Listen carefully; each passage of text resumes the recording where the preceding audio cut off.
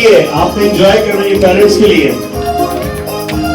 आज शोहर की तरफ से उसकी बेगम को, बेगम की तरफ से उसके शोहर को, और सर आपकी तरफ से मैं अपनी भाभी को डेडिकेट कर रहा हूँ। आएंगी कोई नहीं आज?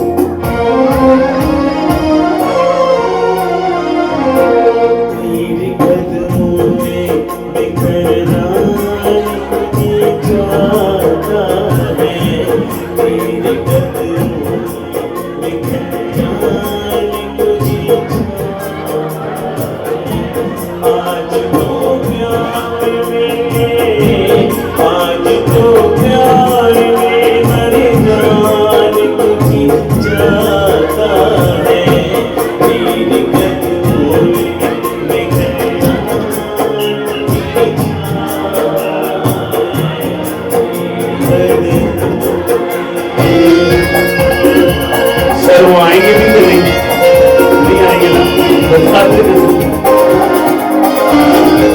असल इस शो के बाद मेरा बीमा कराना है आपने से।